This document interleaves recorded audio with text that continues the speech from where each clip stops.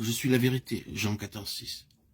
Dans l'incarnation, Christ se présente comme l'homme parfait selon la pensée de Dieu, celui qui correspond en tout point à ce que Dieu désire. Le travail de l'Esprit consiste à nous conformer au modèle. Et alors que la vie de l'Esprit accomplit cette œuvre de conformité, Christ, la vérité de Dieu, est reproduit en nous.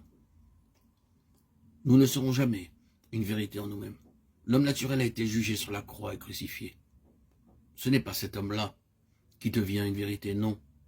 C'est Christ en nous, et par un travail intérieur. Le Saint-Esprit reproduit les traits de ce que Christ est moralement et mentalement.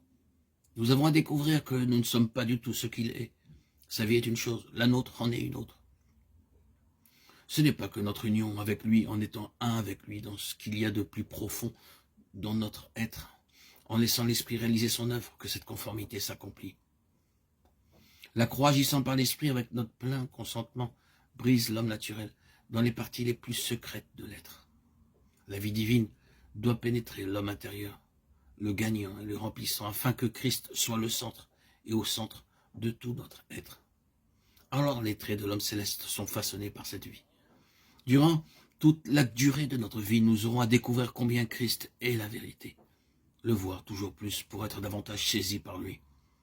La reconstitution interne de l'homme en raison de la chute est une œuvre immense. L'homme n'est que ruine, qu'il soit cultivé ou intelligent, ignorant ou inculte aux yeux de Dieu, il est ruiné. L'œuvre de Dieu est la même. L'œuvre de Dieu par sa vie est de restaurer l'homme intérieurement. Et cela veut dire qu'il doit passer de l'état charnel, psychique à l'état spirituel.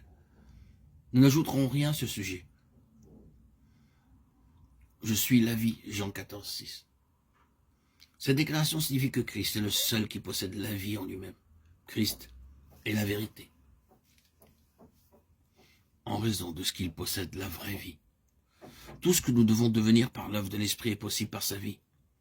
La vie de Christ renferme tout ce qu'il est en lui-même, dans son essence même. Ce que nous savons, c'est que la finalité de toutes les activités de cette vie sera la glorieuse et sainte cité, telle qu'elle fut montrée à Jean l'apôtre. Cette vie est pure, sans mélange, limpide, transparente, comme la pierre de jaspe, sans compromis. C'est cette vie-là qui remplira la nouvelle création. Je suis le cep, Jean 15,5.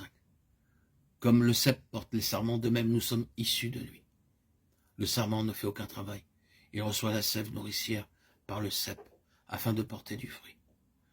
Cette parabole montre que Christ est celui qui pourvoit à tous nos besoins, pourvu que nous le laissions librement agir. Tout comme le sarment doit connaître les montages, de même nous aussi nous devons connaître la discipline et la correction du Saint-Esprit.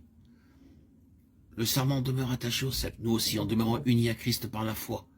Sa vie devient notre vie, comme la sève du cep devient celle du sarment.